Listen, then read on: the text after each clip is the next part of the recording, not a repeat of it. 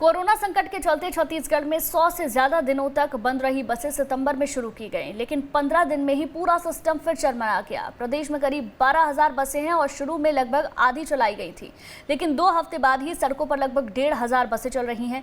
मतलब 7 में से सिर्फ एक बस चल रही है, बाकी खड़ी करनी पड़ रही हैं। वजह साफ है कि कोरोना के डर से शहर ही नहीं बल्कि ग्रामीण इलाकों में भी लोगों ने यात्रा बंद कर दी है, जिससे किसी भी रूट पर यात्री नहीं मिल रहे हैं।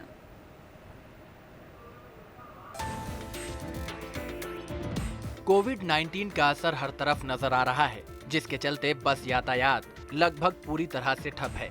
छत्तीसगढ़ के ज्यादातर जिले सड़क मार्ग से जुड़ते हैं। सितंबर की शुरुआत में राज्य शासन ने प्रदेश में बस संचालन के लिए बस संचालकों को टैक्स में छूट भी दी है, जिसके बाद ऑपरेटर्स ने बस चलाने में सहमति दी थी और लगभग सभी रूट्स में बसें चलाई जाने लगी थी। लेकिन प्रदेश में एक बार फिर कोरोना के कहर के चलते बसों का संचालन ठप हो गया है। जिस रूट में दिन भर में 10 बसें चलती थी, वहां अब 2 बसें ही चलाई जा रही हैं।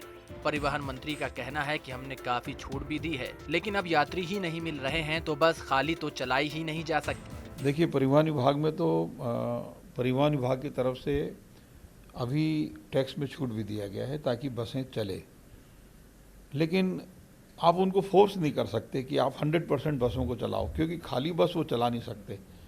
और डीजल का जितना खर्च आ रहा है उतना भी यदि पैसेंजर नहीं मिलेगा तो दबाव नहीं डाला जा सकता। आम जनों को भी आप फोर्स नहीं कर सकते कि आप यात्रा करो ही, और यात्रा करने में कमी आई है। चाहे रेलवे का देख लें, हवाई जहाज का देख लें, बसों का देख लें, लोग घर से निकलने में थोड़ा सा बचने की कोशिश कर रहे हैं।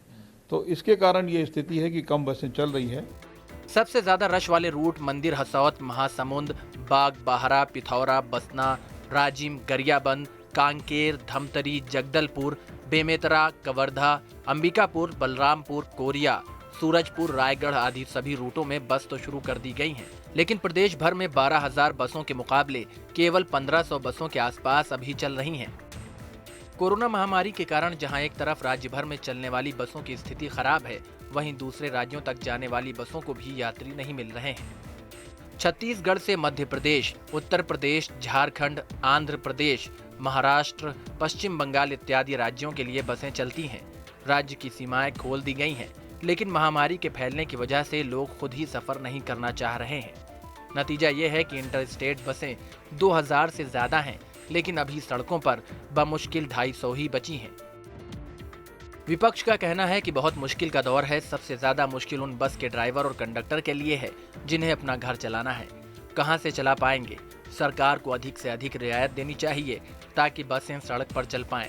पिछले 6 महीने से ज्यादा का समय बीत गया है और उनके सामने भूखे मरने की नौबत आ गई है। बहुत बड़ी चुनौती है। जिस प्रकार से केंद्र सरकार ने तय किया है कि ऐसे लोग जिनकी नौकरी चली गई है, जो बेरोजगार हो गए हैं, उनको आर्थिक सहायता केंद्र सरकार देगी, उसी प्रकार से राज्य सरकार को भी ऐसे लोग जिनके रोजी रोटी का साधन समाप्त हो गया है, चाहे वो बस के कंडक्टर हों, ड्राइवर हों और खलासी हों और कमज़ोर लोग हों, उनको आर्थिक सहायता राज्य सरकार को देनी चाहिए और इसका निर्णय राज्य सरकार को जल्दी लेना चाहिए। कोविड-19 ने निश्चित तौर पर पूरे व्यवसाय को लगभग खत्म करके रख दिया है। इसका सबसे बड़ा असर परिवहन पर पड़ा है। कोविड-19 की मार बस ड्राइवर और कंडक्टर के ऊपर सबसे ज्यादा पड़ी है। पूरा बस परिवहन ठप पड़ गया है। छत्तीसगढ़ में कोविड-19 का खौफ हर तरफ नजर आ रहा है। 12,000 से ज्यादा जो बसें छत्तीसगढ़ की सड़कों पर दौड़ती थी, अब केवल 1,500 बसें ही दौड़ पा रही है। उसमें भी यात्री नहीं मिल रहे हैं। बस मालिक हलाकान है और सबसे बड़ी बात है, जो बस ड्राइवर और कंडक्टर जिससे उनकी जीविका चलती थी, सबसे ज़्यादा हाल उन्हीं का बेहाल है। न्यूज़ स्टेट के लिए वीडियो जर्नलिस्ट रंग पांडे के साथ रायपुर से आदित्य नामदेव।